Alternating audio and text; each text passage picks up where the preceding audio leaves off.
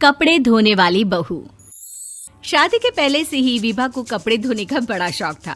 कभी नल के नीचे तो कभी तालाब के पास। अरे मेरी नीली वाली लुंगी नहीं दिख रही है। विभा की अम्मा, कहाँ रखी है लुंगी? अरे वो तो विभा ने परसों ही धोकर रखी थी आपकी अलमारी में। देखो वहीं होगी। वो ना मैंने आज धो दी, मुझे लगा कि गंदी हो गई होगी। अरे कैसे गंदी हो गई थी? उसे तो मैंने पहना भी नहीं। हे भगवान, इस लड़की के कपड़े धोने की आदत से परेशान हो गया हूँ मैं। जितना तो घर में राशन नहीं आता, उससे कहीं ज्यादा डिटर्जेंट पाउडर का खर्चा है। इसकी शादी करवा दो, शादी। जाए अपने घर में ही करे काम, फिर चाहे घर के कपड़े धोने हो या पूरे गांव के। हाँ ठीक बोल रही हूँ, देखता हूँ मैं कोई लड़का। वो दिन भी आ जाता है जब विभा को देखने लड़के वाले आ जाते हैं। लड़की मुझे अच्छी लगी। होने वाली सास कहती है, बेटी अगर कुछ पूछना है तो पूछ लो। वैसे तो हमारी लड़की बहुत ही शर्मीली है, जो बोल दो वो मान लेती है, इसे क्या पूछना होगा। अरे कैसी बात कर रही हो माँ, मुझे इन लोगों के घर रहना है, सवाल तो कई है। हाँ हाँ बेटा, पूछ लो ना, क्या पूछना है। आप लोगों के घर कपड़े कौन धोता है? सास का मुंह बन जाता है। देखो, अगर तुम ये कहना चाहती हो कि तुम्हें कपड़े धोने नहीं आते तो सुन लो, कपड़े मैं ही धोती हूँ, लेकिन तुम्हारे आ जाने के बाद मैं रुमाल तक नहीं धोऊंगी। अरे चुप रहना भाग्यवान, बहू बेचारी घर आई नहीं, उसे डराना शुरू कर दिया। वो क्या है ना बिटिया, अभी तक तो ये कल्लू की माँ ही धोती थी, लेकिन अब तुम्हारे पापा तो दहेज में वॉशिंग मशीन देंगे ही।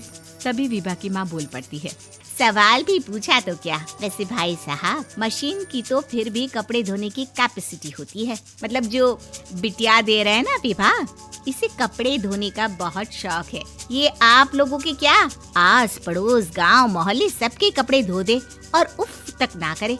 बाहर देखा नहीं आपने कितने कपड़े सूख रहे हैं? सब हमारी बिटिया ने ही तो धोए हैं। बस भी करो ना माँ, शर्म आ रही इतनी तारीफ सुनकर।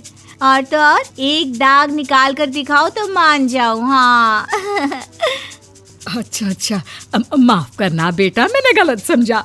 हमें तो रिश्ता बहुत पसंद है। और ऐसे जुड़ जाता है रिश्ता कपड़े धोने का शौक रखने वाली विभा का। उसकी शादी हो जाती है कोयला फैक्ट्री में काम करने वाले कल्लू के साथ। शादी के बाद अचानक विभा चिल्लाती हुई सास के पास आती है। सासू माँ, अरे सासू माँ कहाँ है आप? ये तो धोखा है, धोखा दिया आप लोगों ने मुझे। इसे ससुर के चक्कर के बारे में पता चल गया। अरे तो उसमें तुझे क्यों धोखा मिला है? अरे नल में पानी नहीं आता, कपड़े कैसे कब धुलेंगे? अच्छा, तू पानी नहीं आ रहा उसकी बात कर रही है। तो आपने क्या सोचा? कुछ नहीं।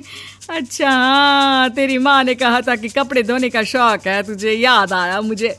शौक बोलकर कपड़े धोने वाले मेरे जुनून को कम ना आके सासू माँ, कपड़ा धोना मेरा गुरूर है। तभी पति भी वहाँ आ जाता है। अभी मैंने इसे सनी देओल की फिल्म दिखाई है, उसी के डायलॉग मार रही है माँ। अच्छा सुन, साफ साफ बता रही हूँ, पानी सुबह 4 से 6 और शाम को 10 से 12 आता है, समझी? विभा टाइमिंग सुनकर हैरान हो जाती है। ये क्या भूतों का मोहल्ला है? सुबह 4 बजे उठकर कौन कपड़े धोता है? 4 बजे टंकी में पानी जाता है, फिर सारा दिन धोना ना, किसने मना किया? अरे कैसी बात कर रही हैं? 200 लीटर की टंकी में कितने कपड़े धो लूंगी मैं? सुबह ही उठ जाऊंगी मैं। अब क्या था, विभा सुबह 4 से लेकर रात के 12 बजे तक कपड़े ही धोती रहती। एक रोज सास पड़ोस से निकलकर कहीं जा रही होती है कि साथ वाली कहती है, हाँ कल्लू की माँ, जरा ये बताओ कि 2 साड़ी है, 2 ब्लाउज और एक पेटीकोट और एक नाड़े वाला लंबा कच्छा। हाँ तो? अरे तो क्या, कितना लोगी धुलाई ये बताओ। धोबन दिख रहे हैं हम क्या? हमारे पति सरकारी नौकरी से अभी रिटायर हुए हैं और बेटा सुपरवाइजर है कोयला फैक्ट्री में। धोबन समझ रखा है हमें? हाय रे कल्लू की अम्मा, माफ कर दो, वो तो मोहल्ले में यही सब बता रहे थे कि तुमने बहू को कपड़ा धुलवाने के काम में लगा दिया है। सास को पड़ोसन की बात सुनकर गुस्सा आ जाता है। वो घर पहुंचती है जहां घर के बाहर ही इतने सारे कपड़े सूख रहे होते हैं जितने कि किसी धोबन के घर पर। अरे ओ कल्लू की दुल्हन, बाहर निकल।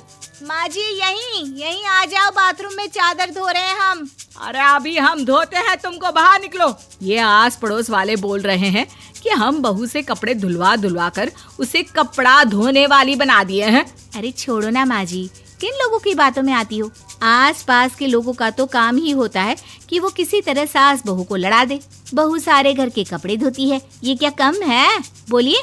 सास को भी लग जाता है कि वो बहू का ये सनकीपन नहीं छुड़वा सकती, इससे अच्छा है कि खुद ही चुप हो जाए। एक रोज सास और बहू मंदिर जाते हैं, जहाँ सास की साड़ी वहाँ खड़ी भीख मांगने वाली से मिलती है। माँ जी क्या बात है, आपकी साड़ी उस भिखारन से कितनी मिल रही है ना? हाँ हाँ देखो तो दोनों की साड़ी मिल रही है। क्या बात है कल्लू की अम्मा, तुम खुद को तो अफसर की बीवी बताती हो और ऐसी सिंपल सी प्लेन साड़ी पहनकर घूमती हो। सिंपल और प्लेन नहीं है ये साड़ी। तो क्या सोने के धागे से फूल बने हैं? कुछ भी सासू माँ, कुछ भी। हाँ बने थे इस साड़ी में सोने के धागे से फूल। मेरे पति लेकर आए थे मद्रास से स्पेशली मेरे लिए 10,000 की। ताहे भाई साहब इस भिखारन के लिए भी सेम टू सेम साड़ी लेकर आए होंगे 10,000 की।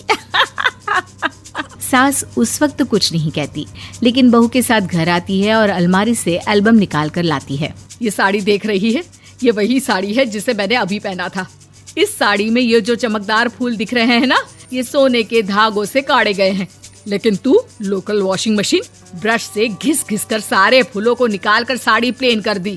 मुझे माफ कर दीजिए सासू माँ। और तो और, जब मैंने तुझे तेरी गलती के लिए कुछ नहीं कहा, लेकिन तूने तो सबके सामने मेरा मजाक ही बना दिया। क्यों? बहू को समझ में आ जाता है कि अब से उसका कपड़े धोना बंद।